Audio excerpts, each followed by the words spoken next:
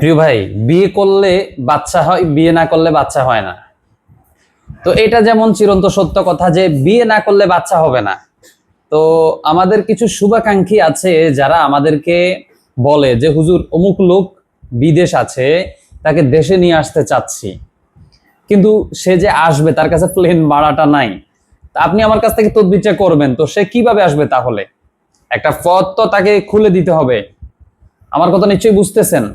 আবার অনেকে বলে যে দেশ থেকে তাকে আমি বিদেশ নিয়ে আসব। দেশ থেকে যে তাকে বিদেশ আপনি নিয়ে যাবেন তদবিরের মাধ্যমে, আমি তদবির করলে তার কাছে যদি টাকা থাকে তাহলে না সে যেতে পারবে, যদি তার কাছে টাকাই না থাকে সে কিভাবে যাবে?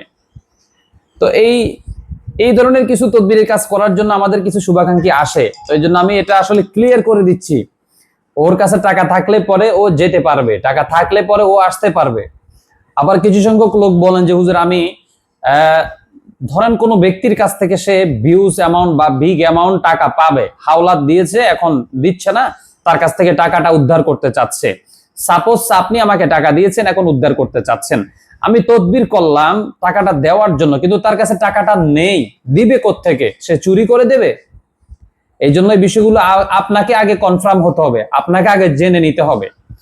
আপনি তদবির করবেন, আমি তদবির করব, কিন্তু আপনার কাজটা হবে না ভাই। এই জন্য আপনাকে আগে সতর্ক থাকতে হবে, আপনি আগে এটা জেনে নিতে হবে সে বিয়ে করছে কিনা। বাচ্চা হওয়ার জন্য তদবির করছেন, আমি বাচ্চা হওয়ার জন্য তদবির দিব, বাচ্চা হবে, কিন্তু বিয়ে না করলে বাচ্চা কোত্থেকে আসবে? বাচ্চা কি আমি দেব ভাই? এই জন্য এগুলো খুবই সেনসিটিভ একটা বিষয়, সতর্কতার জন্য বলতেছি। কিন্তু ভন্ডরা বলতেছে, বিভিন্ন রোগী আমাকে যেটা বলছে যে ভন্ডরা বলতেছে যে সে যেখানে থাকুক তাকে জিন উড়াইয়া নিয়ে আসবে। আরে ভাই, আপনারাও পাগল, ও পাগল। জিন উড়াই কিভাবে নিয়ে আসবে? জিন যদি উড়াইয়া নিয়ে আসতো তাহলে ওরে আগে উড়াইয়া নিত, ওর আর গাড়ি লাগতো না, ওর আর টাকা লাগতো না। সে আর টাকাটা কেন কামাই করতেছে? টাকারই তো প্রয়োজন নেই, যেই কোনো জায়গায় সে উড়ে উড়ে উড়ে চলে যাইতে পারতো, উড়ে সে মক্কা মদিনে যাইতে পারতো। আমরা তো ফ্লাইটে মক্কা মদিনে যাইতে হয়। জিন যদি এমনই হয় যে উড়াইয়া নিয়ে যায়, তাহলে তো আমাদের প্লেন লাগতো না, ফ্লাইট লাগতো না, ফ্লাইট ছাড়া আমরা চলে যাইতাম। দুনিয়াটা এত সহজ না। বুজুং বাজুঙ্গের বাংলাদেশ, সাবধান থাকেন।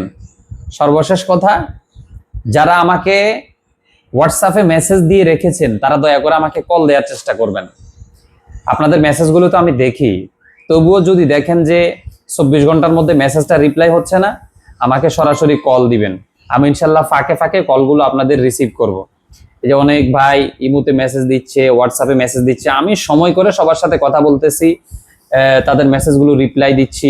তো দেখা গেছে আপনি মেসেজ একটা দিয়ে বসে আছেন, মেসেজটা এখনো রিপ্লাই হয় নাই, তো আপনি সরাসরি কল দিয়ে দিবেন। ভালো থাকবেন, দোয়া করবেন আমার জন্য। আসসালামু আলাইকুম।